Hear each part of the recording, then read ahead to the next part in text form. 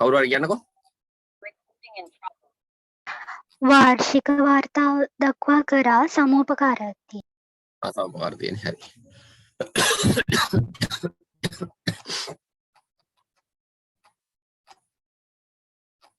අද මේ කරන්ට් එක කියන්නේ පොඩි ප්‍රශ්නයක් වුණා. එකත් එක්ක. නමක් දාන එකත් කතා කරා.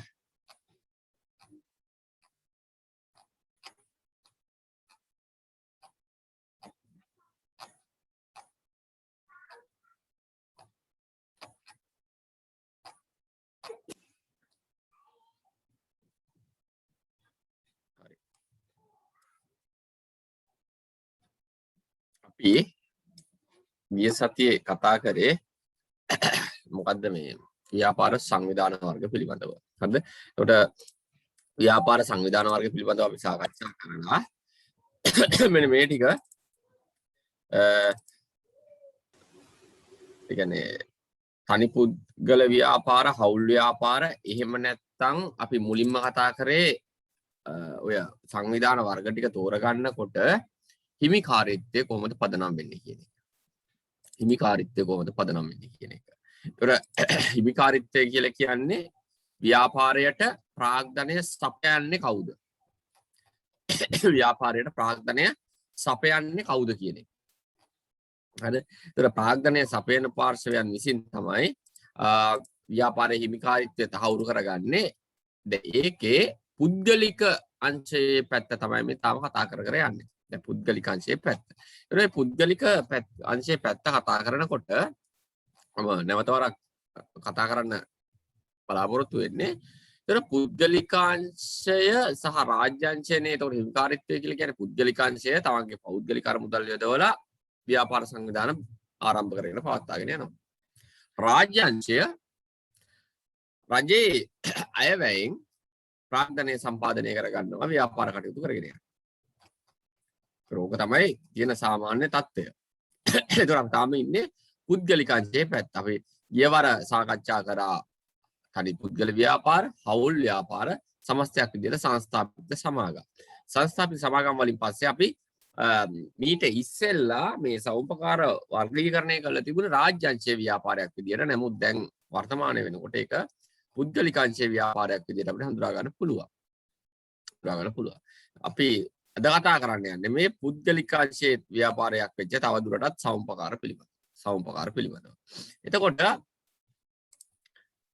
සමූපකාරය කියන කාරණාවෙදී හරිද මහල්ලොකු කතන්දර ටිකක් නෑ. නමුත් මේකේ මම ඔයාලට මේ ටිකක් වැඩිපුර කතා කරනවා. ඒක නිසා පොඩි සටහනකුත් දාගන්න වේවි. සමූපකාර විදියට කොහොමද අපි මොනවද සාකච්ඡා කරන්න බලාපොරොත්තු වෙන්නේ කියන එක. හරිද? මේකේ මම බලාපොරොත්තු වෙනවා ළමයි මේ පොඩි නෝට් එකක් දෙන්න. මට මේ හිතට මදි ඔයාලගේ සිලබස් එකේ තියෙන නෝට් එක. ඒ කියන්නේ මේ පොඩි කොටසයි තියෙන්නේ නේද? කොටසයි තියෙන්නේ කොටස මදිවට. ඒ නිසා මම පොඩි සටහනකුත් දෙන්න බලාපොරොත්තු වෙනවා. ඒක නිසා පොඩ්ඩක් ලියා ගන්න. වේවි ඔයාලට මේ සමුපකාර පිළිබඳව ටිකක් දීර්ඝ වශයෙන්. හරිද? මොකද අරුම ගන්න මේ සමුපකාරවල තියෙන ලක්ෂණවත් සමුපකාරවල තියෙන ප්‍රතිපත්ති මූලධර්මවත් මේකේ දක්වලා නැහැ. ඒක මදි. හරි?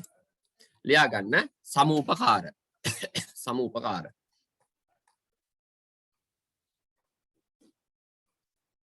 ඒක අර පාඩම මේ ගන්නකොට එතෙන්ට ඒ කියන්නේ සඳහන් කරලා තියාගන්න. සමුපකාරයක්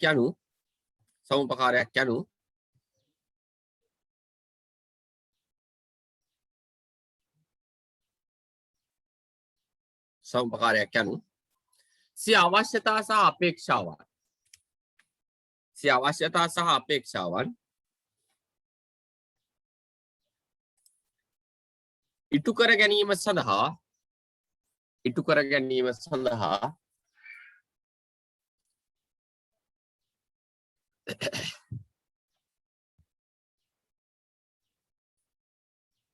ස්වේච්ඡාවෙන් එක්සත් වූ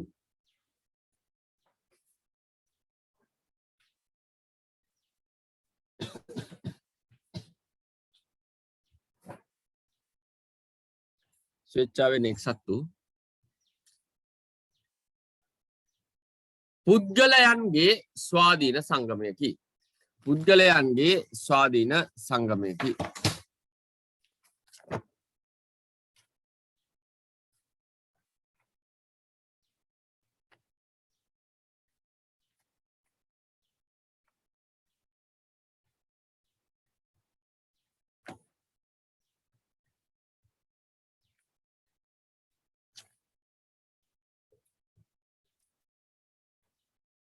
පුද්ගලයන්ගේ ස්වාධීන සංගමයකි.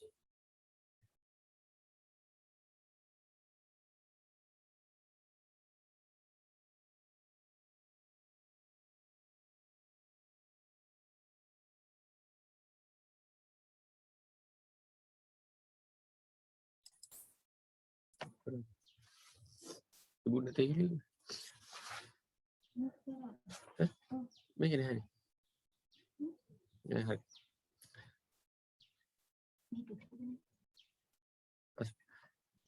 සරලව දක්වන්නේ නම්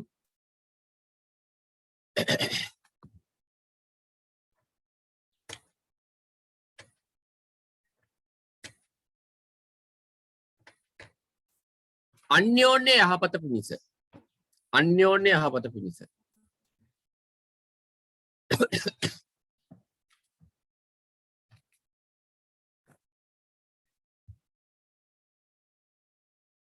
සඳහා වූ පොදු ක්‍රියාකාරකම් සමූහයකින් සමන්විත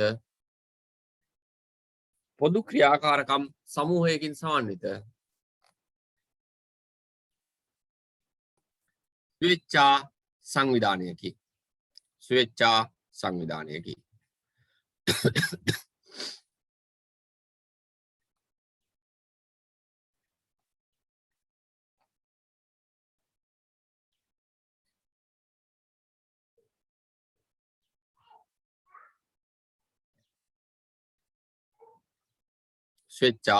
සංවිධානයකි.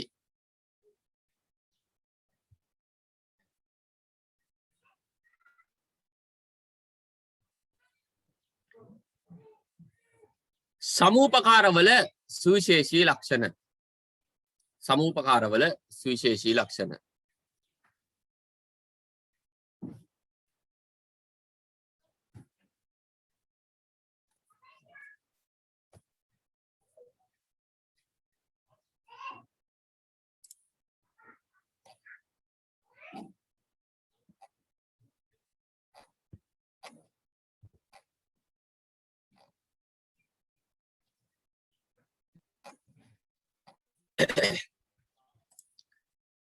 දැන් ළමයි මට පොඩ්ඩක් කියන්න දැන් තනි පුද්ගල ව්‍යාපාරයක අයිතිකරුවා කවුද?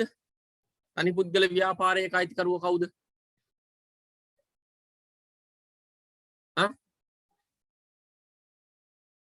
හවුල් ව්‍යාපාරයක අයිතිකරුවා කවුද? උත්තර නැති මොකෝ. තනි පුද්ගල එහෙම නැත්නම් හවුල් ව්‍යාපාරයක. තනි පුද්ගල ව්‍යාපාරයක අයිතිකරුවා ව්‍යාපාර ආයතනයට ප්‍රාග්ධනය සපයන කෙනා. එකගයිනේ. හවුල් ව්‍යාපාරයක අයිතිකරුවා තමයි ව්‍යාපාර ආයතනයට ප්‍රාග්ධනය සපයන හවුල්කරුවා. සමාගමක කවුද ඉන්නේ? අයිතිකාරකරුවා. මේක පොඩ්ඩක් වෙනස්. හරිද? දැන් ඒ තුනම ඇවිල්ලා ඒ කාරණා තුනම ඇවිල්ලා තනි වෙන්න පුළුවන්, හවුල් වෙන්න පුළුවන්, සමාගම වෙන්න පුළුවන්. ගොඩක් දුරට බැලු බැලමටම තියෙන්නේ ලාභය අරමුණු කරගත් ව්‍යාපාර සංවිධාන ව්‍යුහයක් විදියට. ලාභය අරමුණු කරගන්න. හරිද? හැබැයි පුද්ගලික අංශයේ ව්‍යාපාර සංවිධානයක් වෙච්ච සමූපකාරවල තියෙන ලාභය අරමුණු කරගත්තු එකක් නෙමෙයි, සමාජිකයන්ගේ සහ සමාජයේ සුබ සාධනය වෙනුවෙන්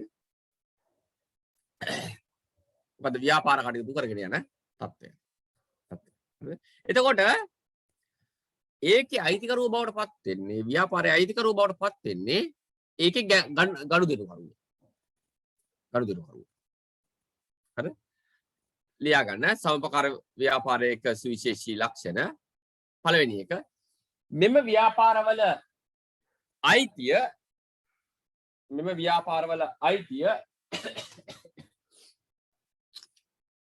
ගනුදෙනුකරුවන්ට හිමි වේ. ගනුදෙනුකරුවන්ට හිමි වීම එක.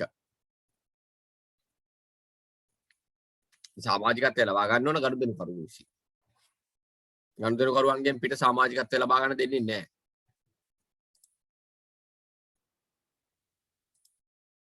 හරිද? සමාජිකයන් තමයි. හරි. දැන් විශේෂයෙන්ම සමාගම් වල ඡන්ද බලය හිමි වෙන්නේ තමයි යොදන ප්‍රාග්ධනයට තියෙන බලය අනුව. ඒ කියන්නේ තමන් කොච්චර දුරට ප්‍රාග්ධනය යොදනවද? තමන්ට කොච්චර දුරට කොටස් ප්‍රමාණයක් තියෙද? කොටස් වැඩි ප්‍රමාණයක් තියෙන කෙනාට ඡන්ද බලය වැඩි. සහ බලපෑම් කරන්න පුළුවන්. නමුත් සෞපකාර වල එහෙම නැහැ. යෙදුව මුදල කීය වුණා. හරිද? එක්කෙනාට හිමිවන්නේ එක් සමාජික ඡන්දයක් පමණයි. ලියන්න යෙදුව මුදල හෝ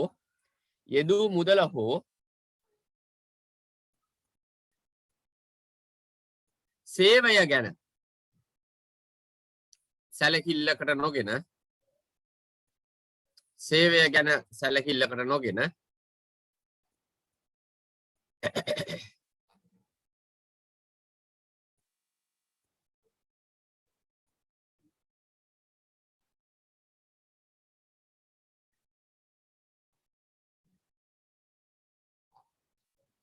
සැලකිල්ලකට නොගෙන එක් සමාජිකයෙකුට එක් ඡන්දයක් බැගින් හිමි වේ. එක් සමාජිකයෙකුට එක් ඡන්දයක් බැගින් හිමි වේ.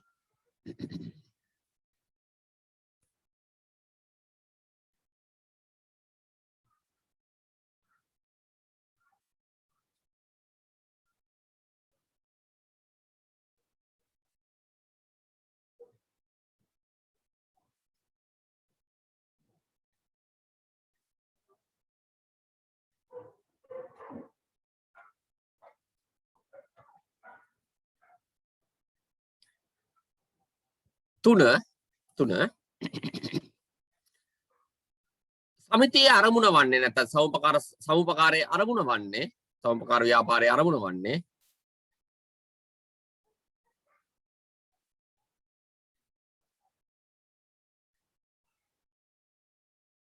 සමාජික හා සමාජ යහපත ගැන සැලකිලිමත් වීමයි. يعني ලාභය නෙමෙයි සමාජික හා සමාජ යහපත ගැන සැලකිලිමත් වීම.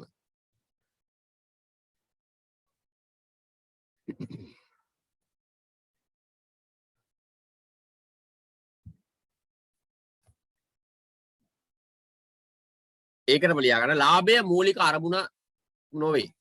ලාභය මූලික අරමුණක් නොවේ.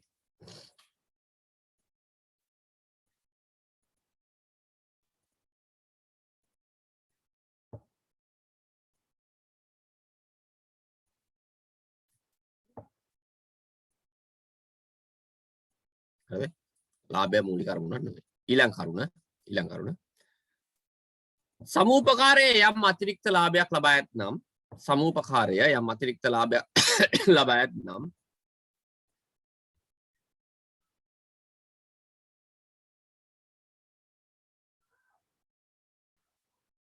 එම ලාභය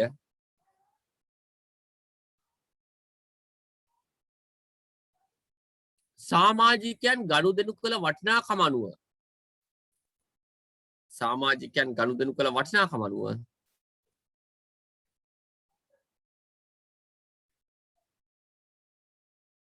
ඔවුන්ට බෙදා දෙනු ඇත.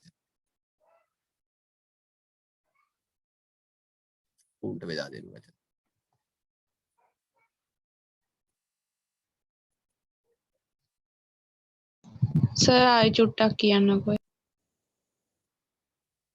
ඒ කියන්නේ ඒකේ තේරුම දෝන නැත්නම් ඒ වාක්‍ය දෝන. ඒ වාක්‍ය. සමුපකාරය උපයන යම් අතිරික්ත ලාභයක් වෙතොත් සමුපකාරය උපයන යම් අතිරික්ත ලාභයක් වෙතොත් එම ලාභය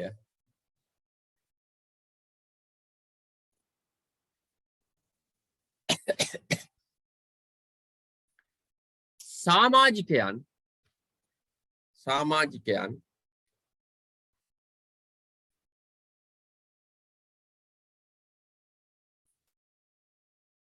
ගනුදෙනු කළ වටිනාකම අනුව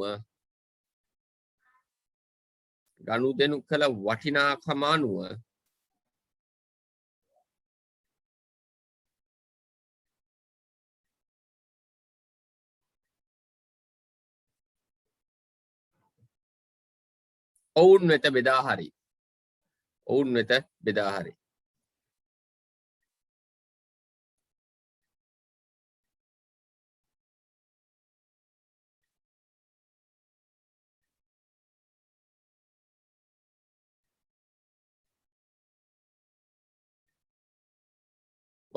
හරි.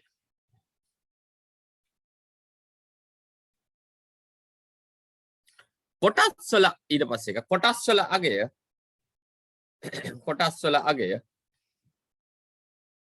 වෙනස් වීමක් නැත.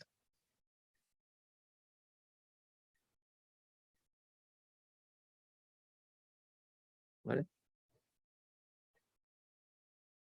ඒතර මේ තියෙන්නේ ළමයි හරිද? ඔව්. මේ තියෙන්නේ මේ මගේ මේ වෙන ටියුට් එකක් හරිද? ඒක මන්දි ඔයාලට ඒකයි. අර මේ අපේ මේකේ තියෙන මේ තියෙන ඔය සුවිශේෂී ලක්ෂණ ටික ඒ සුවිශේෂී ලක්ෂණ පදනම් වෙන ආකාරය තමයි මේ තියෙන්නේ. හරිද? ඒ සුවිශේෂී ලක්ෂණ ටික කොහමද ඒ ලක්ෂණ කොහමද ව්‍යාපාරය තුල ක්‍රියාත්මක වෙන්නේ? හරි? ලියාගන්න. ඉහතින් දක්වන ලද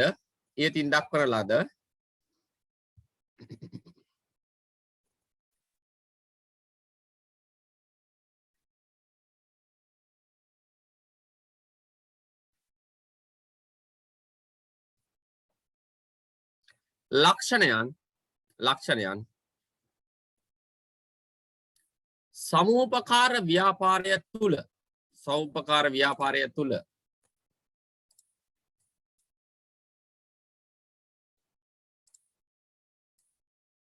ක්‍රියාත්මක වන ආකාරය පහතින් නංගි අද යනවද?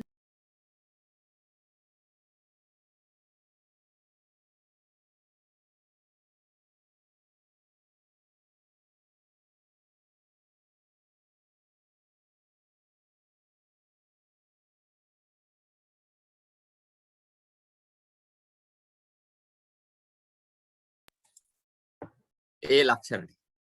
ඔන්න ඔය ටික පොඩ්ඩක් මම කියන්නේ නෑ බලාගෙන ලියා ගන්න. හේතුව ඒක තමයි මේ පාර ප්‍රශ්නේ. හරිද? ඒක තමයි ගොඩක් දුරට මේ පාර ප්‍රශ්නේ. සමූපකාර ව්‍යාපාරවල තියෙන ලක්ෂණයන්ගෙන් කිහිපයක් අහනවා.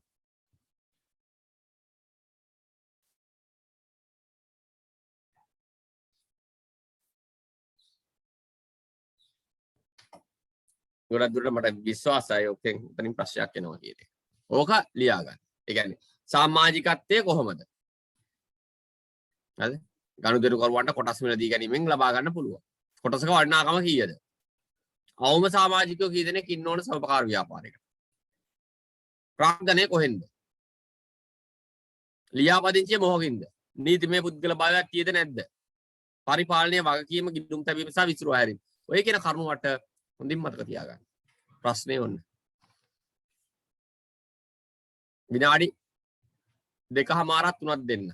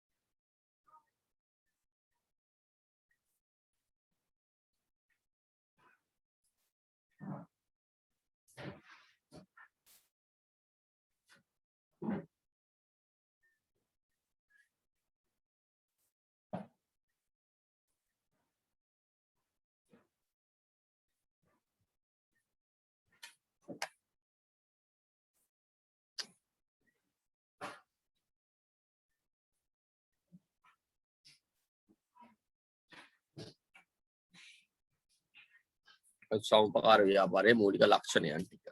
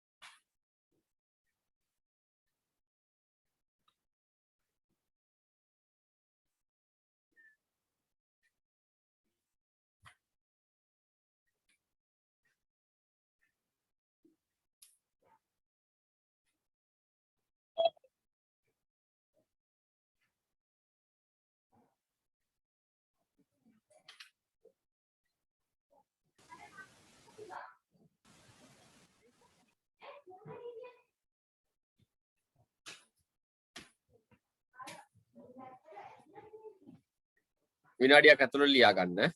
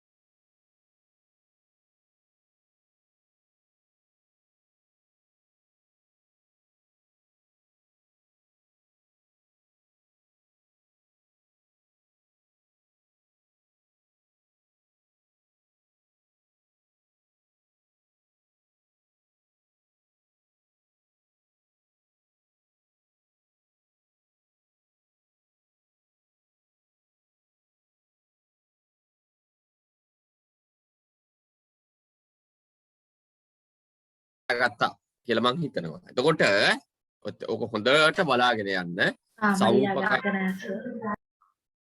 හරි. තව විනාඩි දෙකක් දෙන්න.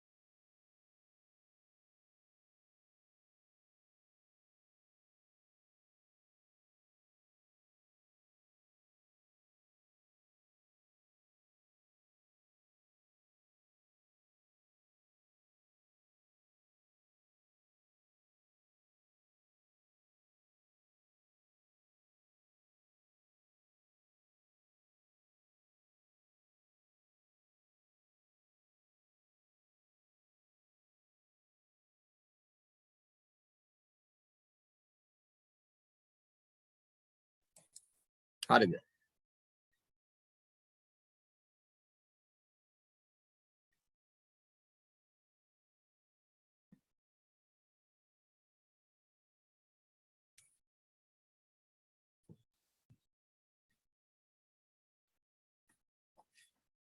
හරි නේද ළමයි?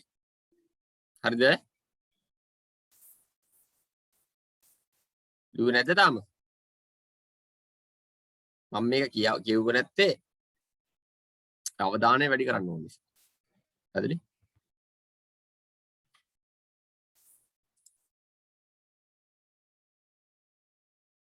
ගිනුම් තැබීම විකරණය විසිරුවා හැරීම ඔය ටිකනේ ඇත්තේ. හරිද? ගිනුම් තැබීම ඒගොල්ලොන්ගේම ක්‍රමයක් අනුගමනය කරනවා විසිරුවා හැරීම සමපකාර කොමසාරිස්වරයාට තමයි බලය තියෙන්නේ. එතකොට ලියාපදිංචියත් සමපකාර කොමසාරිස්වරයා වෙත කරන්න. අනක. හරි. එතකොට නොතන ඕක සුවිශේෂී කාරණාවක් විදිහට මතක තියාගන්න. ඒ වගේම අපි සමපකාර ව්‍යාපාරය කතා කරනකොට සමපකාර ව්‍යාපාරයේ පදනම් වෙච්ච මේ ප්‍රතිපත්තිමය රාමුවක් තියෙනවා. හරි. මූල ධර්මයන් ටිකක් තියෙනවා. ඒ මූල ධර්මයන් 7 ලෝක මට්ටමින් අපි කතා කරන එකක් තියෙනවා. හරිද? නමුත් ඔයාලගේ මේ විශේෂයට අදාළව ඒ මූල ධර්මයන් 7 පවා දක්වලා තිබුණේ නැහැ මට මතක විදියට. මේක නම් තියෙන මේ ලක්ෂණ ටික හරිද? සහ විශේෂී ලක්ෂණයන් සහ මූලික ලක්ෂණයන් ඔච්චරයි තියෙන්නේ. අපි නමුත් මේක ලියාගමු. හරි. සමූපකාර ව්‍යාපාරයක් පදනම් වී ඇත්තේ සමූපකාර ව්‍යාපාරයේ පදනම් වී ඇත්තේ මූලධර්ම 7ක් මත පිහිටා සිටය. මූලධර්ම 7ක් මත පිහිටා සිටය.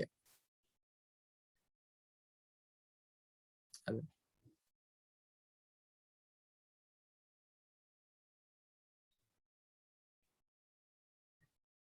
ඒවා නම් එකයට එක. ඒවා නම් ස්වේච්ඡාමය නිදහස හා ස්වේච්ඡාමය නිදහස් සමාජිකත්වය. ස්වේච්ඡාමය නිදහස් සමාජිකත්වය.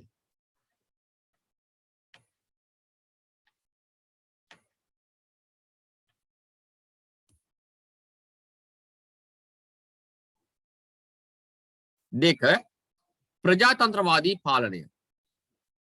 ප්‍රජාතන්ත්‍රවාදී පාලනය කියන්නේ සියලුම දෙනාට මේ පාලනයට සහභාගී වෙන්න පුළුවන්.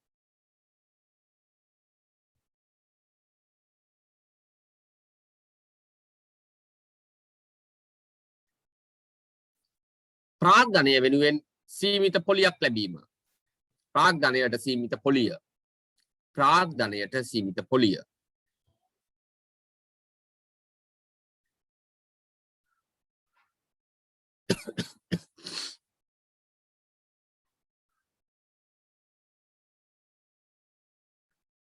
අතිරික්තය සමව බෙදීම. අතිරික්තය සමව බෙදීම.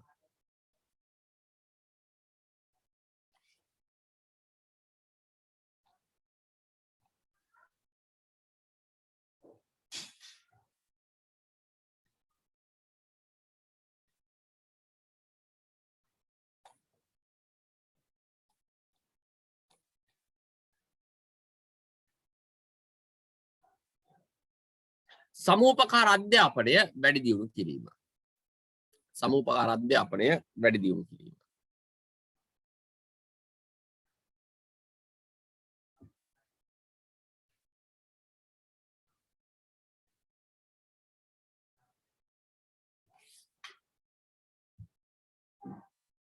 සමූපකාර සමිති අතර සහයෝගීතාවය වර්ධනය කිරීම. සමූපකාර සමිති අතර සහයෝගීතාවය වර්ධනය කිරීම.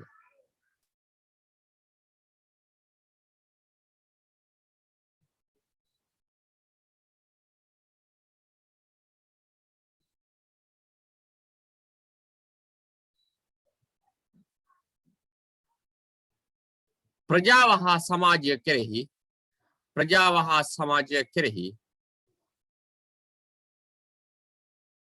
දැඩි සැලකිල්ලක් දැක්වීම. දැඩි සැලකිල්ලක් දැක්වීම.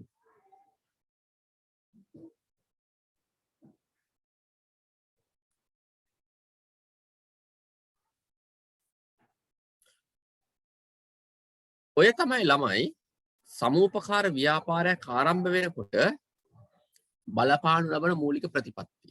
නැත්නම් මූලධර්මය.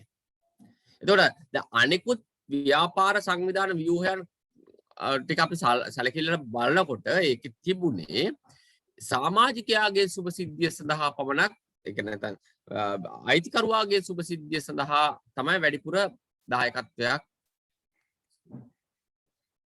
ලාභය.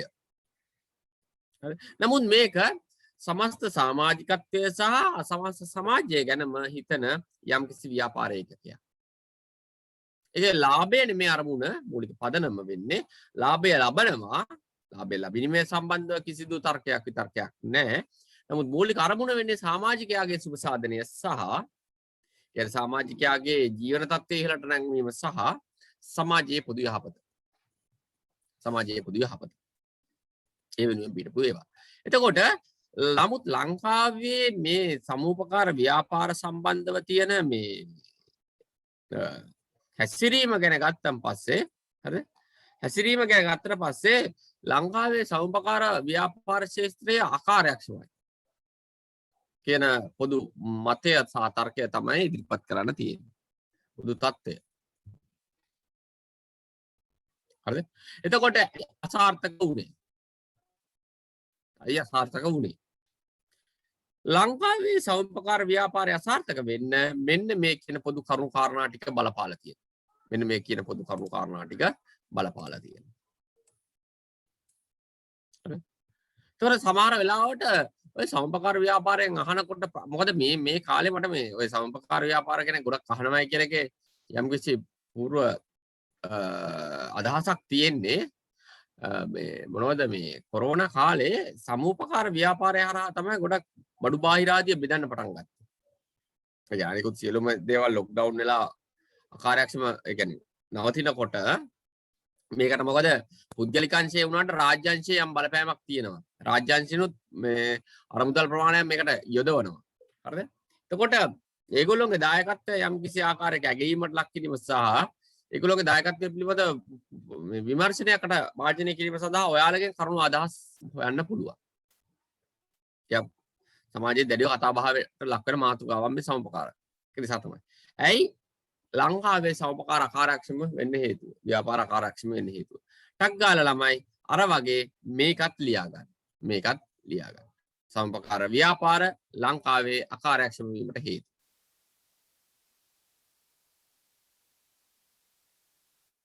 ඔය නෝට් එක ළඟ මේක සටහන් කරගන්න. මම ඊට පස්සේ කතාවක් කියලා දෙනවා.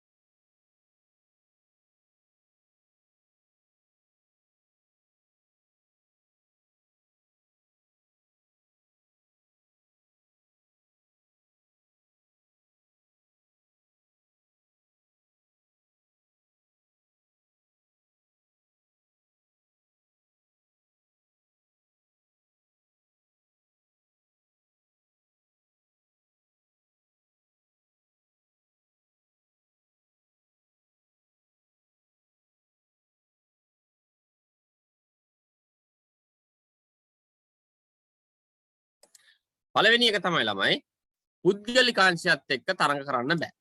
පුද්ගලිකාංශයත් එක්ක තියෙන තරඟ කිරීමේ අපහසුතාවය. පුද්ගලිකාංශය තමක තරඟ වැදීමට නොහැකි වීම. පොදු පිළිගැනීමක් තියෙනවා මේවට තියෙන අකාර්යක්ෂම වෙන්නේ පල්පරිදි. රාජ්‍යංශයේ නොඋනට මේක රාජ්‍යංශයේ තියෙන බලපෑම වැඩි. යම්කිසි රාජ්‍යංශයේ මේ බලපෑම් කරන ප්‍රමාණය වැඩි. දෙවැනි එක තමයි රාජ්‍යංශයේ බලපෑම හා පරිපාලනයට නතු වීම. රාජ්‍යංශයේ බලපෑම හා පරිපාලනයට නතු වීම.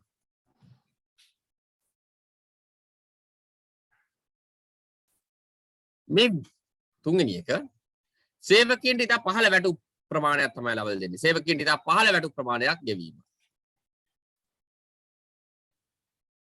කියන්නේ වැඩ කරන සේවකයෝ ඉන්නේ අසතුටින්. මොටිවේෂන් එකක් නැහැ, අභිප්‍රේරණයක් නැහැ. අසතුටින් ඉන්නේ. හරිද? මොකද ඔවුන්ගේ වැටුප ඉතා පල්ලෙහා මට්ටමක තියෙනවා. වංචා දූෂණ අධිකයි කියන පොදු අදහස තියෙනවා සහ ඒකේ ප්‍රායෝගික තත්ත්වෙකුත් තියෙනවා. වංචා දූෂණ අධික වීම.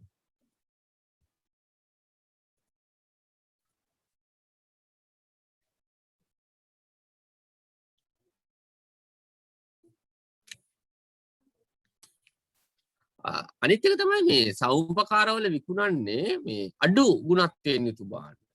ඒ කියන්නේ අඩු මිලට ගුණත්වය අඩු භාණ්ඩ. ගුණත්වය අඩු බාල තත්ත්වයේ භාණ්ඩ විකිණීම පිළිබඳව මතයක් පැවතීම. ගුණත්වය අඩු බාල තත්ත්වයේ භාණ්ඩ විකිණීම පිළිබඳ මතයක් පැවතීම.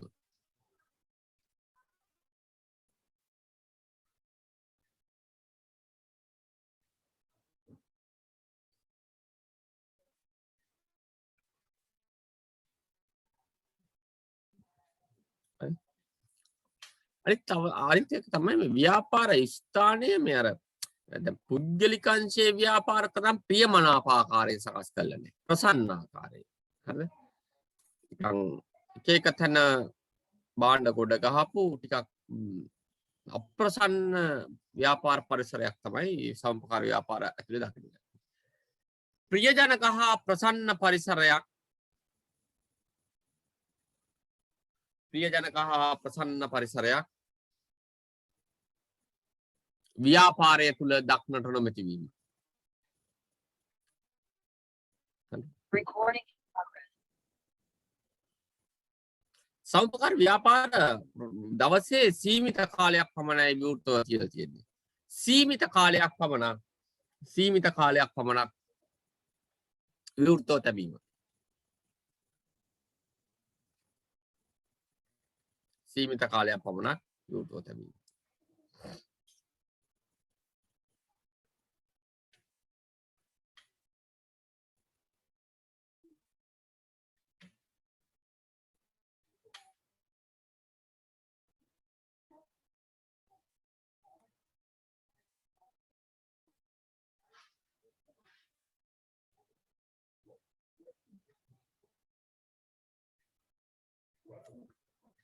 ණයට භාණ්ඩ අලෙවි නොකිරීම. එතකොට මේ පාරිභෝගිකයන්ගේ සම්බන්ධ වීම අඩුයි. ණයට භාණ්ඩ අලෙවි නොකිරීම. මාකට් ෂෙයා එක අඩු වෙනවා.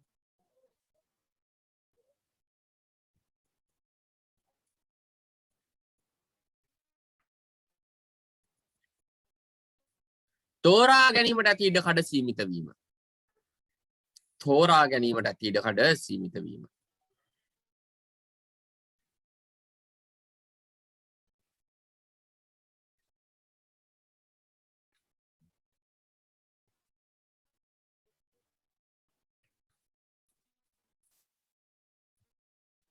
අවශ්‍ය තරම් භාණ්ඩ වර්ග සහ ප්‍රමාණයක් අවශ්‍ය තරම් භාණ්ඩ වර්ග හා භාණ්ඩ වර්ග සහ ප්‍රමාණාත්මකව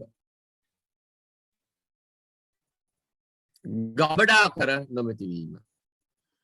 ගබඩා කර නොමැති.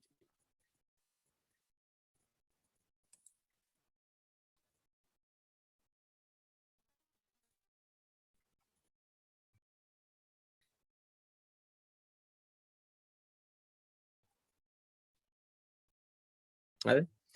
ඔය තමයි ළමයි සමපකාර ව්‍යාපාරය ලංකාව තුල අකාර්යක්ෂම වෙන්න සහ අකාර්යක්ෂම වූවායයි සලකන්න තියෙන සාධක. අකාර්යක්ෂම වූවායයි සලකන්න තියෙන සාධක. හරි. දැන් එහෙමනම් ඔය අකාර්යක්ෂම වෙන්න හේතු හොයාගෙන ඒවා නිවැරදි කිරීම තුළ කාර්යක්ෂමතාවයට පත් කරන්න පුළුවන්. අපි බලමු සමපකාර ව්‍යාපාරය කාර්යක්ෂම කරන්න තියෙන යෝජනා සහ ක්‍රියාමාර්ග.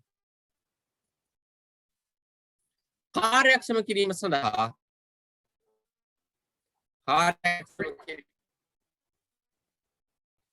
ගත හැකි ක්‍රියාමාර්ග.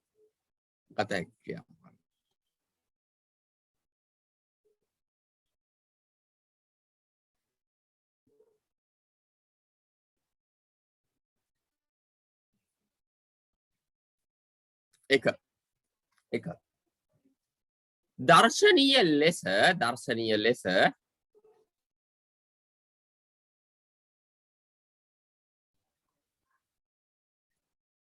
ව්‍යාපාර ස්ථානය සකස් කිරීම. දර්ශනීය ලෙස ව්‍යාපාර ස්ථානය සකස් කිරීම. يعني තරඟකාරී ව්‍යාපාර විදියට සුපර් මාකට් වල තියෙන සිස්ටම් එක විදියට ව්‍යාපාර ස්ථාන සකස් කරනවා.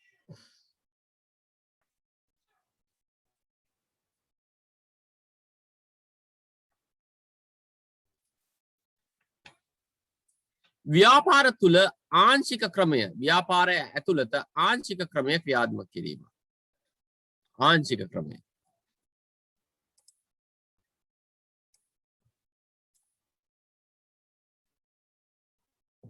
මොකද්ද ළමයි ආංශික ක්‍රමය කියලා කියන්නේ?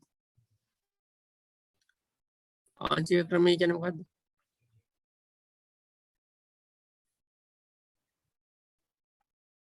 තේරෙනවද? අදහසක් තියෙද ආංශික ක්‍රමය? ඒ කරපු ළමයි විදියට දැනගන්න ඕන. කරනවා. කාටවත් අදහසක් නැද්ද? අදහසක් තියෙනවා මට ඉස්සරහට යන්න පුළුවන්. නැත්තම් කියලා දෙන්න. ආංශික ක්‍රමය. දැන් ඔයාලා ඒක තියෙන වෙන වෙනම අංශ. පාරිභෝගික ද්‍රව්‍ය වෙනම. ගෘහාණ ද්‍රව්‍ය වෙනමම. ඒ අංශ වෙන් කරලා තියෙනවා. ගොඩක් දුරට සමහර ව්‍යාපාර ආයතන වල එහෙම වෙන් කරලා තියෙනවා. හරිද? බෙහෙත් ද්‍රව්‍ය ගන්න පුළුවන් ෆාමසියක් වෙනමම තියෙනවා. සෙල්ලම් බඩු ගන්න පුළුවන් තැනක් වෙනමම තියෙන පොඩි ළමයිගේ අයිටම්ස් වෙනමයි. හරිද? අංශ එකම ව්‍යාපාර ආයතනයක විවිධ අංශ වලට කඩලා එතකොට පාරිභෝගිකයන්ට පහසුයි තමන්ට අවශ්‍ය අංශයට යන්න. තමන්ට අවශ්‍ය භාණ්ඩය ගන්න පුළුවන් අංශයට කෙලින්ම ඍජුවම ගිහිල්ලා ඒකට අවශ්‍ය වෙන කාලය මිඩංගු කළා කෙටි කාලයක් තුල තමන්ට දෙනවා. සෞඛ්‍ය විශේෂ සතු කොප්ටි කියලා හරිද ඒ බයි අංශ ක්‍රියාත්මක කරන්න යෝජනා කියනවා. එක වැඩි කිරීම සඳහා බිකු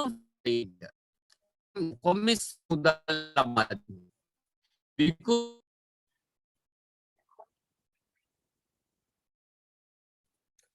අලෙවි ප්‍රවර්ධන ක්‍රම යොදා ගැනීම. අලෙවි ප්‍රවර්ධන ක්‍රම යොදා ගැනීම.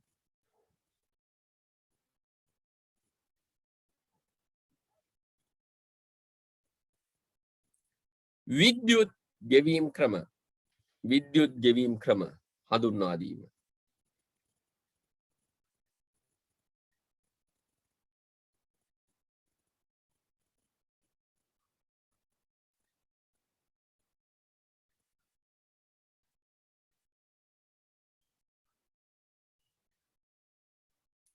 පාරිභෝගික නැඹුරු සංකල්පය ක්‍රියාත්මක කිරීම. පාරිභෝගික නැඹුරු සංකල්පය ක්‍රියාත්මක කිරීම.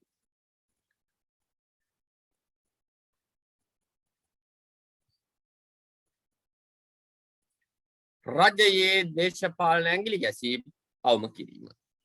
රජයේ දේශපාලන ඇඟිලි ගැසීම් අවම කිරීම.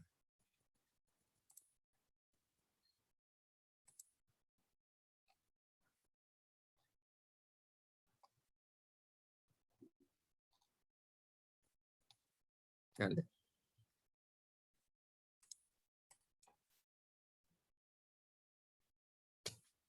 ඔන්න ළමයි මේ මොහොත වෙනකොට අපි දන්නවා සමූපකාර ව්‍යාපාරයක් කියන්නේ මොකක්ද? ගනුදෙනුකරුවන්ගේ සහභාගීත්වයේ ස්වේච්ඡාවෙන් ඔවුන්ගේ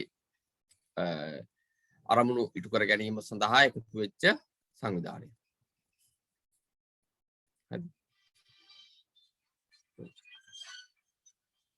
හරි.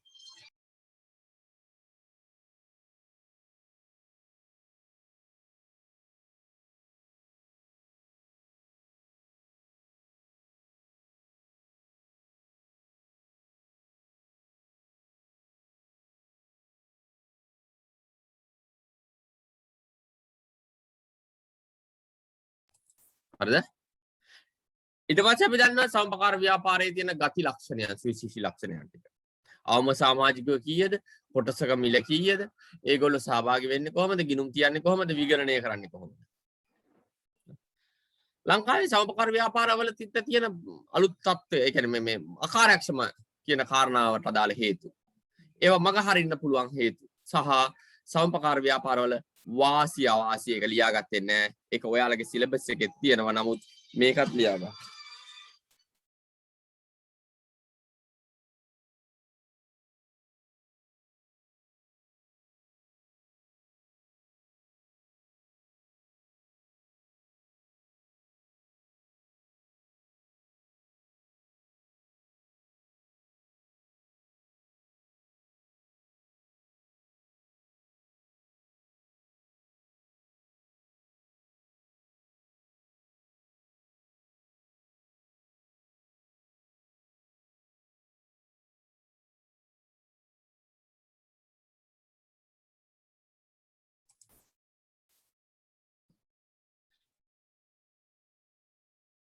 එතකොට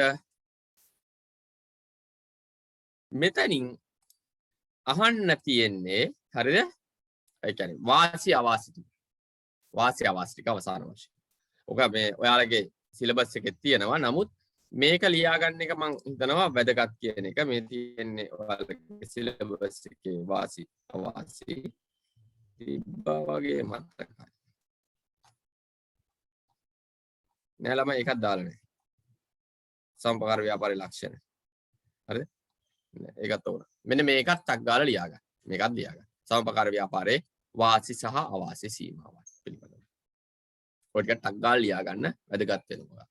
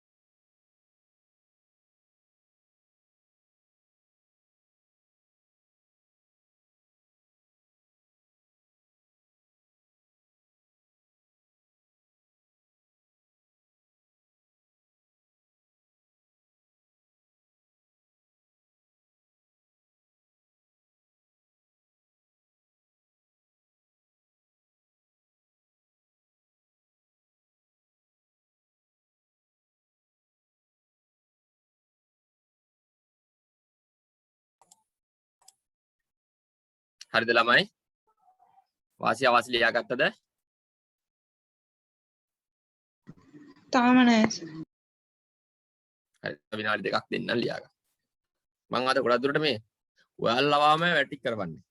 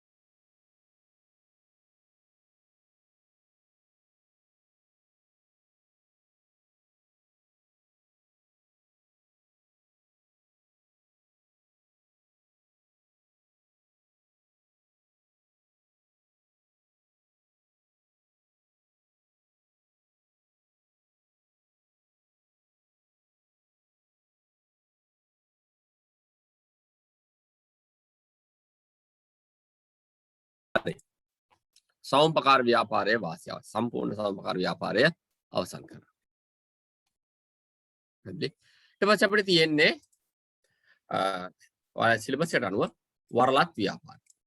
වරලත් ව්‍යාපාරය. හරිද? වරලත් ව්‍යාපාරය. මොකද්ද වරලත් ව්‍යාපාරය කියලා කියන්නේ? හරිද? වරලත් ව්‍යාපාරවල වර්ග වරලත් ව්‍යාපාර කොහමද පටන්ගෙන යන්නේ? ඒකේ පොඩි කොටසක් තමයි ඔයාලට දීලා තියෙන්නේ. නමුත් මම තව පොඩ්ඩක් ඒක සවිස්තරව විග්‍රහ කරන්න බලාපොරොත්තු වෙනවා. හරිද? විශේෂ වරලත් ව්‍යාපාර. එතකොට මෙන්න මෙහෙම ලියා ගන්න වරලත් ව්‍යාපාර මාතෘකාවක්. වරලත් ව්‍යාපාර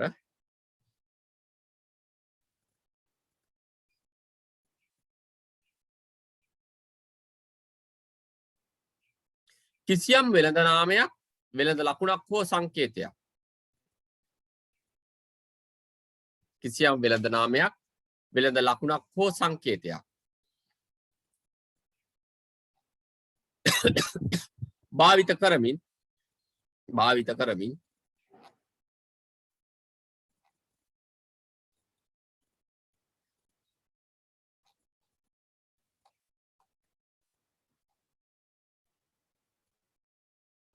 ව්‍යාපාරයක් පවත්වාගෙන යාම සඳහා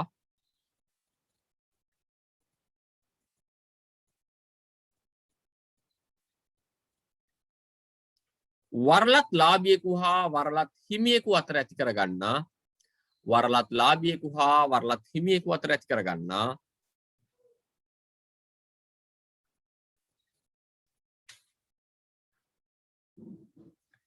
ව්‍යාපාරික සම්බන්ධතාව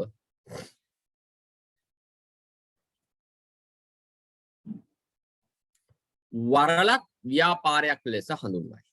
වරලත් ව්‍යාපාරයක් ලෙස හඳුන්වයි.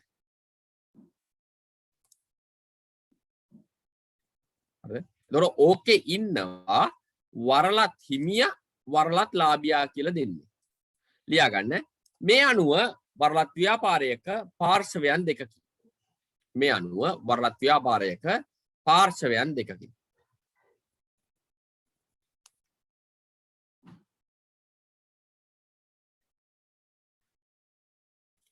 එක වරලත් හිමියා දෙක වරලත් ලාභියා. එක වරලත් හිමියා මේ අනුව වරලත් ව්‍යාපාරයක පාර්ශවයන් දෙකකි.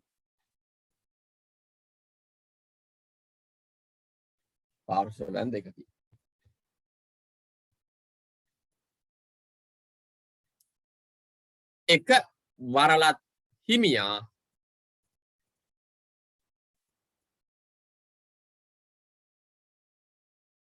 දෙක වරලත් ලාභියා වරලත් ලාභියා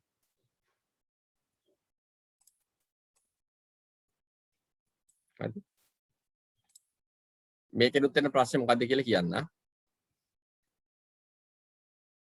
දැන් ළමයි මෙහෙමයි දැන් අපි ගමුකෝ උදාහරණයක් විදිහට ඔයාලා කන පීසා එක හරිද පීසා හරිද එතකොට දැන් පීසා එක තියෙන්නේ වෙන කොහෙවත් රටක එංගලන්තේ පීසා කියන සමාගම තියෙන්නේ පීසා හට් එක හරි ඒකේ දැන් මේ වෙන රටක තියෙන පීසා හට් කියන හරිද සමාගමේ නම භාවිතා කරන්න අවසර ගන්න ලංකාවේ ඉන්න දේශීය නියෝජිතේ එම අරගත්තු සමාගම තමයි ලංකාවේ සමාගම තමයි සීමා සහිත ගැමා පීසා ක්‍රාට්ස් ලංකා සමාගම කියන සමාගම ඒගොල්ලෝ නම භාවිතා කරලා ලංකාවේ පීසා නමින් පීසා නිෂ්පාදිතය කරගෙන යනවා. හරිද? මේගොල්ලොන්ගේ මව් සමාගමේ නම මේගොල්ලෝ අරගත්තා. වරලත් හිමියා. වරලත් හිමියා.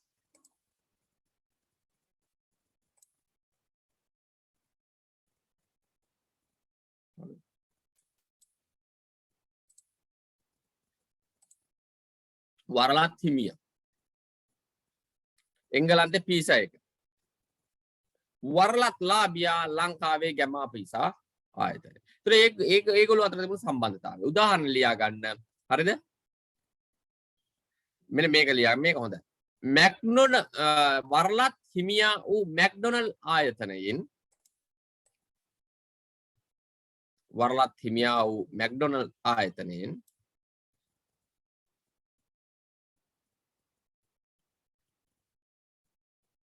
වරලත් හිමියා වූ මැක්ඩොනල්ඩ් ආයතනය හා වරලත් ලාභියා වූ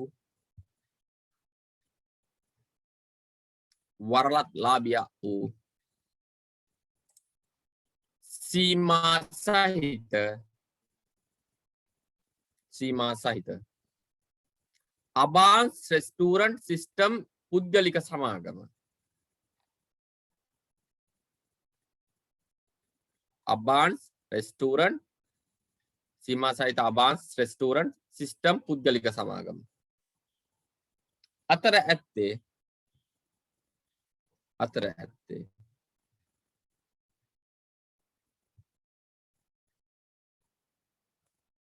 වරලත් ව්‍යාපාරික සම්බන්ධතාවයකි.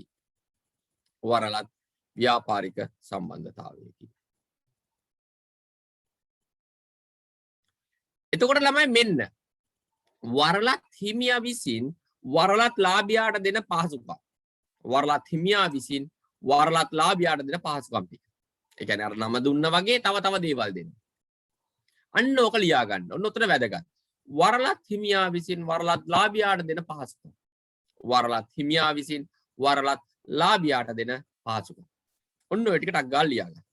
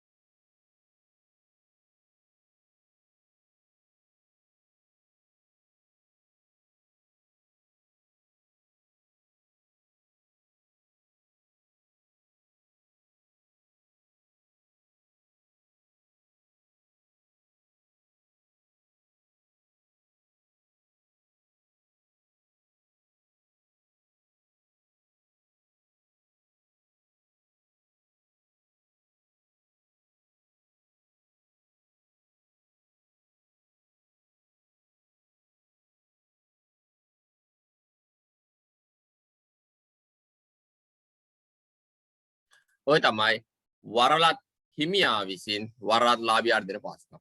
يعني නාමයේ විතරක් නෙමෙයි අනෙකුත් මේ කියන වර්ගයේ දැනුම හරිද සහ අනෙකුත් පහසුකම් ටික ඔහු විසින් සපයනවා. එතකොට අපි බලමු වරලත් ව්‍යාපාර විවිධ වර්ගයේ වරලත් ව්‍යාපාර කිහිපයක් තියෙනවා. හරිද? වරලත් ව්‍යාපාර වර්ග. ලියා ගන්න. ලෝකයේ වරලත් ව්‍යාපාරයේ සිදුවන ආකාරය පදනම් කරගනිමින් ලෝකයේ වරලත් ව්‍යාපාරය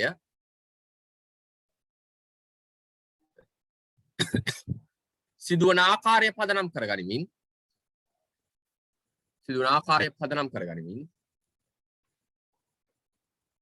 මූලික වර්ග තුනක් හඳුනාගත හැකියි.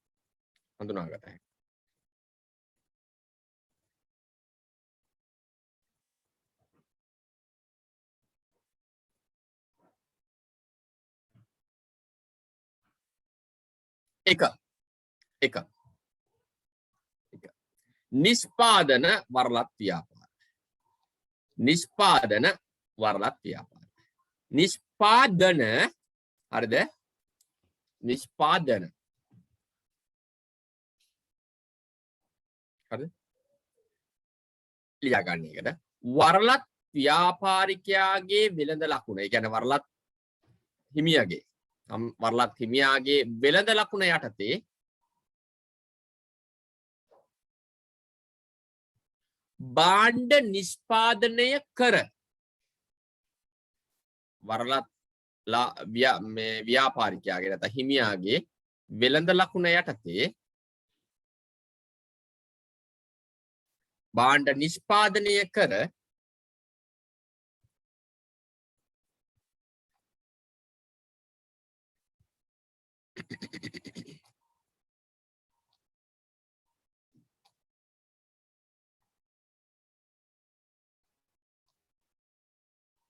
බෙදා හැරීමට හැකි ව්‍යාපාර විශේෂය.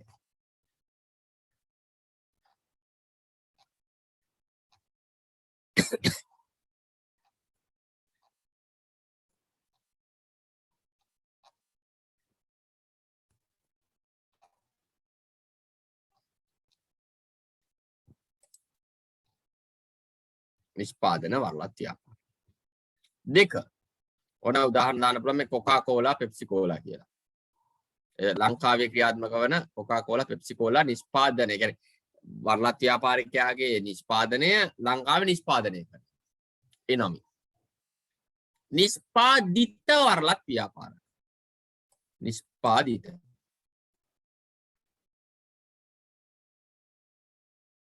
හරි. මේකෙදි නිෂ්පාදනය කරන්න යන්නේ නැහැ වරලත් ලාභියා. වරලත් හිමියාගේ භාණ්ඩ ගෙන්නව ගන්න. හරිද? ගෙන්නව ගන්නවා. ඒ ගෙන්නවගෙන එයා ඒ නමින් මේ කරනවා. වරලත් හිමියාගේ වෙළඳ ලකුණ සහිත භාණ්ඩ මිලටගෙන වරලත් හිමියාගේ වෙළඳ ලකුණ සහිත භාණ්ඩ ඔහුගෙන් මිලටගෙන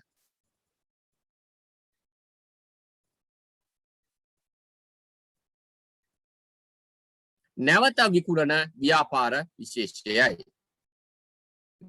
විකුණන ව්‍යාපාර විශේෂයයි. උදාහරණයක් khනිජ තෙල් විකුණන්නේ එහෙමයි. දැන් අපේ නගරේ තියෙන ෂෙඩ් එකට khනිජ තෙල් ගෙනල්ලා දෙන්නේ එහෙමයි. khනිජ තෙල් විතික සංස්ථාව වරලත් හිමියා ෂෙඩ් එක වරලත් ලාභියා. ෂෙඩ් එකේ khනිජ තෙල් නිෂ්පාදනය කරන්නේ නැහැ. khනිජ තෙල් විකිණීමේ ස්ථාන. නිෂ්පාදිත. එයා නිෂ්පාදනය කරන්න යන්නේ නැහැ.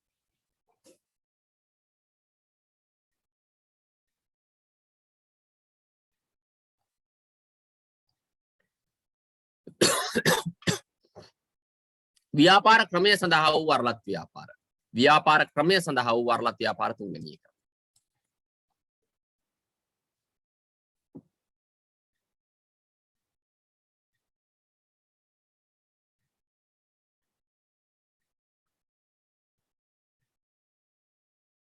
වෙළඳ ලකුණ විතරක් නෙමෙයි වරලත් හිමියාගේ නමින්ම ව්‍යාපාර කටයුතු කරන්න යන්න පුළුවන්.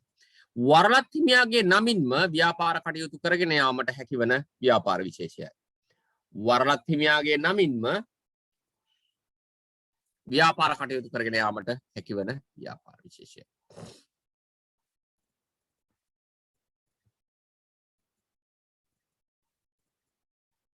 උදාහරණ ඔය ටික දාගන්න.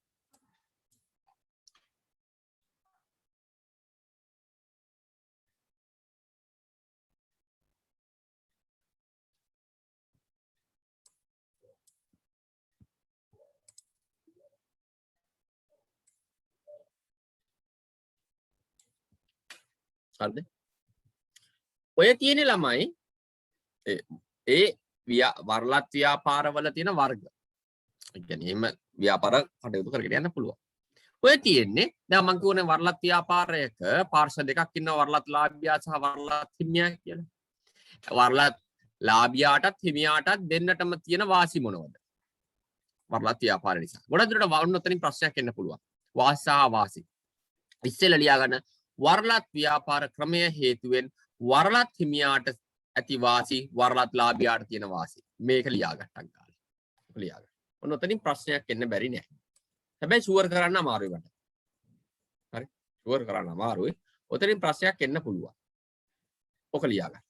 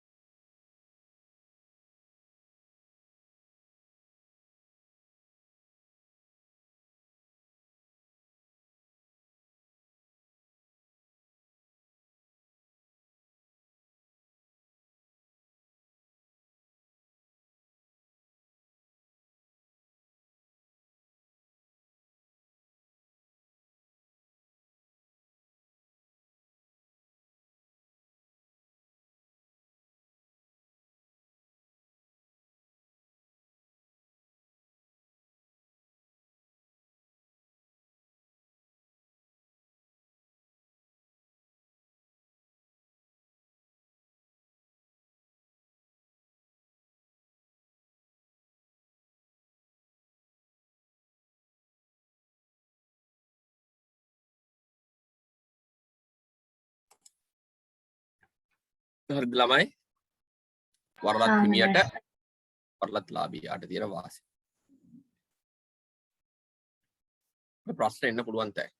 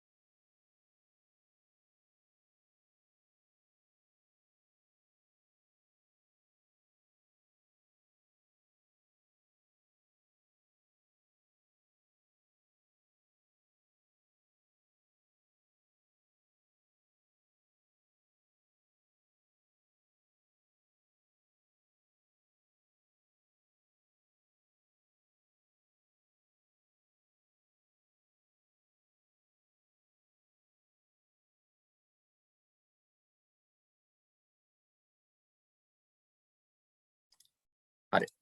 ඒ වගේම ඔය වරලත් ව්‍යාපාර ක්‍රමයේ තියෙන වාසි. කාටද වරලත් හිමියාට වරලත් ලාභියාට. හරිද? ඒ වගේමයි වරලත් ක්‍රමය ඔය පාර්ශ්ව දෙකටම යම් යම් ආකාරයේ අවශ්‍යගත තත්ත්වයන් නැති කරනවා. අවශ්‍යගත තත්ත්වයන්. හරිද? එතකොට මේ ඒ තියෙන අවශ්‍යගත තත්ත්වයන් කොහොමද ඇති වෙන්නේ කියලා. වරලත් හිමියට සහ ලාභියාට. ඒකත් ටක් ගාලා ලියා ගන්න. ටක් ගාලා ලියා ගන්න. ඔතන අපි අවසන් කරන්න පුළුවන් වරලත් ව්‍යාපාර.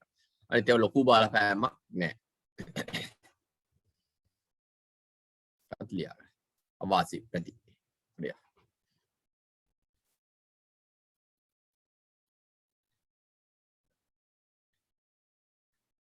සිලබස් එකේ පෙන්නලා නැහැ ඔය ටික.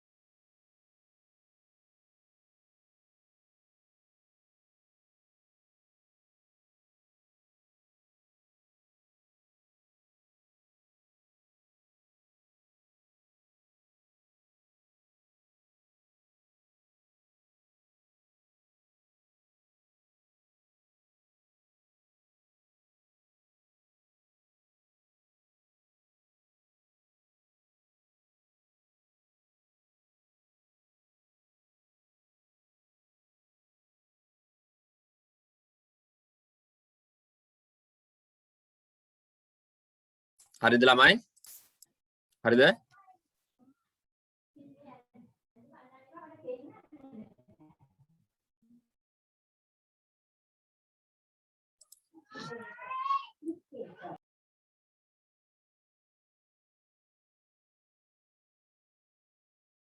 හරිනේ? හරි. සර් පුරස්කාරය කියන්නේ මොකද්ද? හොඳයි. මේ ප්‍රශ්නේ තමයි මම මේ දැන් කියන්න දෙන්නේ. ඒ කියන්නේ දැන් වරලත් ලාභියා හරිද? මෙන්න මේ ඔන්න. දැන් වරලත් හිමියා. එයාගේ කොටස් නෙමෙයි. හරිද?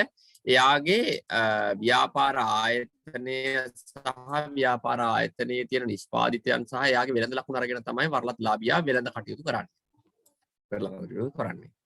හරිද? එතකොට මෙයා දෙන්නේ ඔන්න ඔය කාරණා මත විශේෂයෙන්ම මෙයාගේ වෙළඳ ලකුණ. ඒ කියන්නේ ප්‍රසිද්ධ නාමය. ඒකනේ වෙළඳ ලකුණ කියන්නේ. එතකොට වෙළඳ ලකුණ දුන්නට පස්සේ මෙයා දෙන්න ඕනනේ ඒ විකුණන ඒවට අදාළ වෙන යම්කිසි දෙයක්.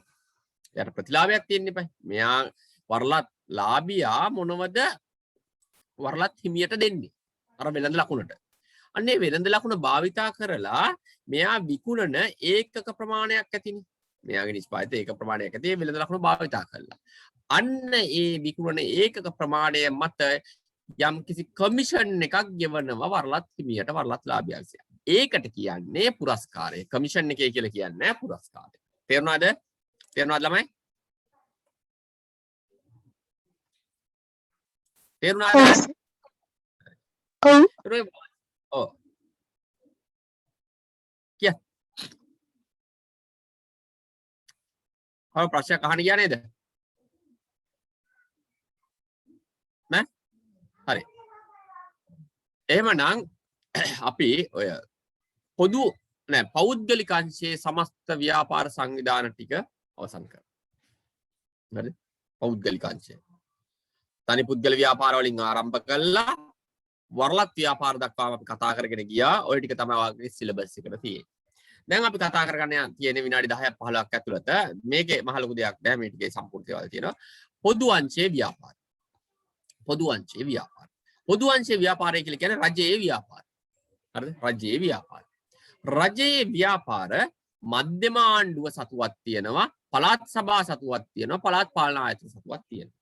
ඒ කියන්නේ මධ්‍යම රජයෙන් කරගෙන යන ව්‍යාපාර තියෙනවා. පළාත් සභා මට්ටමින් හරිද? පළාත් සභා මට්ටමින් කරගෙන යන ව්‍යාපාර තියෙනවා. ඒ කියන්නේ පළාත් සභාව ඇති වෙන්නේ 13 වන ආණ්ඩුව ක්‍රම ව්‍යවස්ථා සංශෝධනයට අනුව ඒකදී ඇති කරපු පළාත් සභා වල අධීක්ෂණය යටතේ පරිපාලනය යටතේ ව්‍යාපාර කටයුතු කරගෙන යනවා. පළාත් පාලන ආයතන මහනගර සභා, නගර සභා සහ ප්‍රාදේශීය සභා ව්‍යාපාර කටයුතු කරගෙන යනවා. එතකොට අපි බලමු ප්‍රධාන වශයෙන් ওই ව්‍යාපාර සංවිධාන ඒ කියන්නේ ව්‍යාපාර කටයුතු ඔය ව්‍යුහය යටතේ ඒ කියන්නේ මේ රජයේ ව්‍යුහය යටතේ මේ ව්‍යාපාර කටයුතු කරගෙන යන ආකාරය තමයි ඔය කියන්නේ. රජයේ ව්‍යුහය මධ්‍යම ආණ්ඩුවෙන් පළාත් සභා පළාත් පාලන ආයතන. හරිද? එහෙම කරගෙන යන පොදු ව්‍යාපාර විශේෂයක්. අපි ඉස්සෙල්ලම බලනවා රාජ්‍යාංශය සහ පුද්ගලික අංශයේ ව්‍යාපාර කටයුතු කරගෙන යාමේ තියෙන සංසන්දනාත්මක හැඟීම්. හරිද? කවුද අරමුදල් සපයන්නේ? රාජ්‍යාංශයට මහජන අරමුදල්. ඒ කියන්නේ පොදු අරමුදල්. රජයෙන් තමයි අරමුදල් සපයන්නේ. පුද්ගලික අංශයට පුද්ගලික ආයතන වල. අයිතිය රාජ්‍යාංශයේ ඒ ආණ්ඩුවට නැත්නම් රජයට රජයේ ඒ ව්‍යුහයට පළාත් සභාවකට වෙන්න පුළුවන්, මධ්‍යම ආණ්ඩුවට වෙන්න පුළුවන්, නගර සභාවකට මහනගර සභාවකට වෙන්න පුළුවන්. නැත්නම් පළාත් පාලන ආයතනකට වෙන්න පුළුවන්. එක් පුද්ගලයෙක් හෝ පුද්ගල කණ්ඩායමකට පමණයි අයිති. සම්පූර්ණ රටටම අයිති නෑ ඒක. පෞද්ගලික අංශය. ප්‍රධාන අරමුණ පොදු අංශයේ ජනතා සේවය මේකේ ලාභය. හරිද? ලාභය. එතකොට ඇයි පොදු හිමිකාරීත්වයක් යටතේ ව්‍යාපාර කටයුතු පවත්වාගෙන යන්නේ? මෙන්න මේවා ළමයි ගොඩක් දුරට ප්‍රශ්න වලට අහනවා. මේවා. හරිද? එතන තියෙනවා. ඇයි පොදු හිමිකාරීත්වයක් යටතේ ව්‍යාපාර කටයුතු පවත්වාගෙන යන්නේ? අහන්න. ව්‍යාපාරයේ ඒකාධිකාරී තත්ත්වය ආරක්ෂා කරගෙන යන්නේ. ඒ කියන්නේ ව්‍යාපාරය දෙන්නේ ඒ කියන්නේ රජය හැර වෙන කාටවත් ඒ ව්‍යාපාර කටයුතු කරගෙන යන්න දෙන්නේ නැහැ. උදාහරණයක් විදිහට රජයේ ඒකාධිකාරී ව්‍යාපාරයක් තමයි දුම්රිය. පෞද්ගලික අංශය නැහැනේ. ඒක රාජ්‍ය අංශය විතරයි කරගෙන යන්නේ. ලාභදායී නොවන මිනිසුන්ට අත්‍යවශ්‍ය කාරණාවලදී සේවාවන් සපයන්නේ. හරි. ලාභ ලැබීම හැමතිස්සෙම සාමාන්‍ය මිනිසුන්ට අහිතකර දෙයක්, අවාසි දෙයක්. ඒක නිසා ඒ අවාසියෙන් මඟ හරින්න. වැදගත් ලොකු මහා පරිමාණ ව්‍යාපාර ව්‍යාපෘති ඔය හයිවේ එක වගේ. හරිද? විශාල ෆෝර්ට් සිටි එක වගේ. ඒ ව්‍යාපාර කටයුතු කරගෙන යන්න බෑ ළමයි මේ පුද්ගලික අංශයට. එච්චර දරස්කන්ධයක් නැහැ. ඒකට තියෙනවා. නාස්තියවම කරන්න. හරි. පුද්ගලික අංශය කටයුතු නොකරන ව්‍යාපාර කටයුතු කරගෙන යන්න. සමාජ සුබ සාධනය සහ ජාතික ආරක්ෂාව වගේ කාරණාවලදී පෙරමුණ ගන්න රජය නිසා රජය විසින් එවැනි වූ ව්‍යාපාර කරගෙන යනවා. ප්‍රධාන වශයෙන් එවැනි වූ ව්‍යාපාර තුනක් ගැන අපි කතා කරන්න තියෙනවා. රාජ්‍ය සංස්ථා, හරිද? රාජ්‍ය සංස්ථා, රාජ්‍ය සමාගම් සහ රාජ්‍ය දෙපාර්තමේන්තු. ඔය තුන කතා කරනවා. ඔය තුනම ගොඩක් දුරට ආйти වෙන්නේ මේ මධ්‍යම ආණ්ඩුවට. මධ්‍යම ආණ්ඩුවට. මහ ලොකු දේවල් නෑ කතා කරන්න. රාජ්‍ය සංස්ථාවක් කියලා කියන්නේ ළමයි සමාගම් පනත හැර. හරිද? මෙන්න මේකයි වැදගත් වෙන්නේ. වෙනත් රටේ තියෙන වෙනත් ලිඛිත නීතියක් යටතේ රජයේ අරමුදල් සපයන ව්‍යාපාරයක්. හරිද? හරි. රජයේ අරමුදල් සපයන ව්‍යාපාරය. හැබැයි මේකේ වැඩි කොටසක් තියෙන්නේ රජයේ පැත්තේ පෞද්ගලික අංශවලත් අරමුදල් සපයීමේ හැකියාවක් තියෙනවා. හරිද? මේකේ ප්‍රධානම එක තමයි සමාගම් පනත හැර වෙනත් ලිඛිත නීතියක් යටතේ තමයි රාජ්‍ය සංස්ථා පවත්වාගෙන යන්නේ. මෙන්න එහෙම ඒවා. රාජ්‍ය සංස්ථා, තුනී රැලි සංස්ථාව, සිමෙන්ති සංයුක්ත මණ්ඩලය.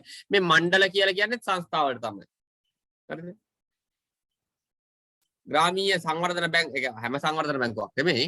රජයට අයත් සංවර්ධන බැංකුත් සංස්ථාවක් විදිහට පවත්වලා තියෙනවා. ඒක පොදු නීතියක් යටතේ වෙන්න පුළුවන් විශේෂ.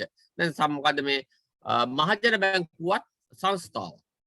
වෙනත් ලිඛිත නීතියක් යටතේ පවත්වාලා මේ යන රාජ්‍යාංශයේ ව්‍යාපාරයක් විදිහට පවත්වාගෙන යනවා. සංස්ථාවක් විදිහට. පාරිභෝගික කටයුතු පිළිබඳ අධිකාරිය. අධිකාරියේ කියන වචනේත් සංස්ථාවක් කියන කාරණාවත් එක්ක සමානයි. මෙන්න රාජ්‍යාංශයේ සංස්ථාවක මූලික ලක්ෂණ. අයිතිය. පූර්ණ වශයෙන් නැත්තම් වැඩි ප්‍රමාණයක් 151කට වඩා වැඩි කොටස් ප්‍රමාණයක් තියෙන රජයට. පුද්ගලික අංශයට ඊට වඩා අඩු කොටසක් තියෙන. ඒක නිසා පාලනය රජයේ සතුයි. ප්‍රාග්ධනය. රජයත් පුද්ගලික අංශයත් ජනතාවත් සමපකාර අංශයත් දරනවා. හැබැයි වැඩි ප්‍රමාණයක් දරන්නේ රජය. වගකීම අසීමිතයි. ඒ කියන්නේ ජනතාවටත් පාර්ලිමේන්තුවටත් මේක වගකීම් බැඳෙනවා. නෛතික පුද්ගල භාවයක් තියෙනවා. කළමනාකරණය ඇමතිවරයා විසින් පත් කරන ලබන අධ්‍යක්ෂක මණ්ඩලයක් විසින් තමයි කරන්නේ. පාලනය මෙන්න මෙතනින් තමයි ළමයි ගොඩක් දුරට ප්‍රශ්න අහන්නේ රාජ්‍ය සංස්ථාවක පාලනය කෙබඳුද? පාලනය ආකාර කීපයකින් සිද්ධ වෙනවා. පාලනය ආකාර කීපයකින්. ව්‍යවස්ථාපිත ඒ කියන්නේ පනතේ ගැසට් මගින් අනපනත් මගින් අමාත්‍යාංශය යටතේ ඒ අදාළ සංස්ථාව අයිති අමාත්‍යාංශයට පාර්ලිමේන්තුවේ පාලනයට ලක් වෙනවා විගණකාධිපතිත් පාලනය කරනවා. ලාභ බෙදන්නේ අර කොටස් හිමියන්ට ලාභාංශ ගෙවලා ඉතුරුවක් තියෙන රජයේ ඒකාබද්ධ අරමුදලට බැර කරනවා. රජයේ ඒකාබද්ධ අරමුදලට බැර කරනවා. මේක මේ වචන වලින් මතක තියාගන්න ඇති. ගිණුම් හා විගණනය අනිවාර්යයි. විසුරුවා හැරීම පාර්ලිමේන්තුවේ සම්මත වෙච්ච යෝජනාවකින් තමයි කරන්න පුළුවන්. සංස්ථා සමාගම් පනත හැර වෙනත් ලිඛිත නීතියක් යටතේ ආරම්භ කරලා පවත්වාගෙන යන ඒවා. ඒකේ වැඩි ප්‍රමාණයක් රජය සතුයි කොටස් වලාගේ. හරි. සමාගම් කියන්නේ වැඩි කොටස් ප්‍රමාණයක් රජය සතු සමාගම් පනත අනුව ආරම්භ කරන්න රාජ්‍ය සමාගම් සහ රාජ්‍ය සංස්ථාවල වෙනස. මේක සමාගම් පනතට අනුව ආරම්භ කරන්නේ හැබැයි වැඩි කොටස් ප්‍රමාණයක් අයිති වැඩියෙන් ප්‍රාග්ධනය යොදවන්නේ රාජ්‍ය අංශය. අනිකුත් සියලුම කරුණු සමාගම් වල අපි ඉගෙන ගත්ත සමාගම් වලට පොදුයි. මේ බලන්නකෝ දාලා තියෙන හැටි සීමා සහිත විදුලි බල පුද්ගලික සමාගම. ස්වාධීන රූපවාහිනියත් පොදු සමාගම. කොටස් තියෙනවා. රාජ්‍ය සමාගම. රාජ්‍ය දෙපාර්තමේන්තු. අර දෙකටම වඩා වෙනස්. අර දෙකේම පුද්ගලික අංශයට තිබුණා යම්කිසි ආකාරයක සම්බන්ධ වීමේ හැකියාව. හරිද? අඩු ප්‍රමාණයකින් වුණත් යම් සම්බන්ධ වීමේ හැකියාව පුද්ගලික අංශයක් තිබුණා. නමුත් රාජ්‍ය දෙපාර්තමේන්තුව වල එහෙම එකක් නැහැ. රාජ්‍ය දෙපාර්තමේන්තුව වල සම්පූර්ණ මායිතිය රජය සතු. හරි. අයවැයෙන් තමයි කටයුතු වලට අදාළ වෙන මුදල් ප්‍රතිපාදනයන් වෙන් කරන්නේ. අසීමිත. කළමනාකරණය සඳහා දැඩි නීති රීති ප්‍රමාණයක් බලපාන ආයතන සංග්‍රහය, මූල්‍ය නීති සංග්‍රහය වගේ දේවල්. සම්පූර්ණම රජය සතු. අමාත්‍යංශ සහ පාර්ලිමේන්තු පාලනය කියන ද්විත්ව පාලනයකට යටත් වෙනවා. අමාත්‍යංශයට වග කියන්න ඕන, පාර්ලිමේන්තුවට කියනවා. රජයේ විගණකාධිපති කියලා පුද්ගලයෙක් ඉන්නවා. රජයේ ගිණුම් පරීක්ෂා කරන්න ඔහු මේ රාජ්‍ය දෙපාර්තමේන්තු වල ගිණුම් අනිවාර්යයෙන් පරීක්ෂා කරනවා වාර්ෂිකව. හරි. නීතිමය කටයුත්තකදී පෙනී ඉන්නවා නම් නීතිය ඉදිරියේ පෙනී ඉන්න ඕන ආයතන ප්‍රධානියාගේ ලේකම් කියන ඒක ලේකම් කියන තරතුරක් නම් තියෙන ප්‍රධානියා විදිහට ලේකම්ගේ නිල නාමය. නිල නාමය. ආයතනයේ නිල නාමයෙන් නෙමෙයි ලේකම්ගේ නිල නාමය. ලාභ සියල්ලක්ම රජයේ විඳ දරා ගන්නවා. රජයේ ඒකාබද්ධ මුදල් තමයි බැරේ. පළාත් පාලන ආයතන අර නගර සභා, මහනගර සභා සහ ප්‍රාදේශ සභා මට්ටමින් පවත්වාගෙන යන පළාත් පාලන ආයතන විශේෂයක් තියෙනවා. විශේෂයක්.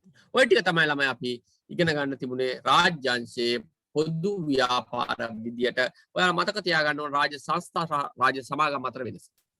සමාගම් පනත හැර සමාගම් පනතට අනුව කටයුතු. ඕක මතක තියාගන්න ඕන උතන. එතකොට අපි අද දවසේ කතාව ඉවර කරනවා, වැඩේ ඉවර කරනවා. ඒ පාඩමත් අවසන් කළා. එතනින් එහාට සාරාංශය තහ ප්‍රශ්න, ඒ ප්‍රශ්න වලට උත්තර ලිව්වන් පස්සේ ඔයාලට හොඳ දැනුමක් එනවා. අපි ඊළඟට කතා කරන්න යන්නේ දෙවනි පරිච්ඡේදය. දෙවනි එක ව්‍යාපාර පරිසරය ඒකට බලපෑම් කරන ආකාරය. ඒකත් අපිට ඉතා ඉක්මනින් ඉවර කරගන්න පුළුවන්. ලබන සතිය වෙනකොට ඒක පටන් ගමු. අද දවසේ සාකච්ඡාව අවසන්. මට දැන් තව පන්තියක් තියෙනවා ළමයි. ඒකට සම්බන්ධ වෙන්න ඕන. මේ පන්තිය පොඩ පරක්කුනේ කරන්ට් එක ගියා උදේ පාන්දර වැස්සත් එක්ක. එවන ප්‍රශ්නයක් නැත්නම් අපි අවසන් කරමු. ප්‍රශ්නයක් තියෙනම් අහන්න පුළුවන්.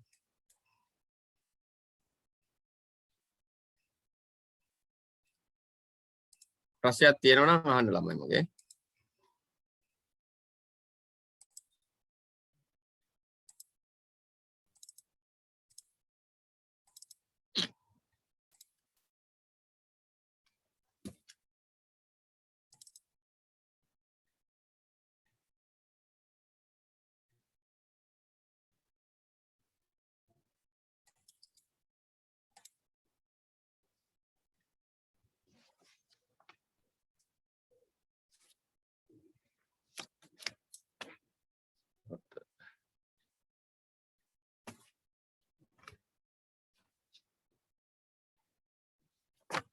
හරි, ප්‍රශ්නයක් නැහැ. එවන අපි පාඩම අවසන් කරමු ළමයි. සියලු දෙනාටම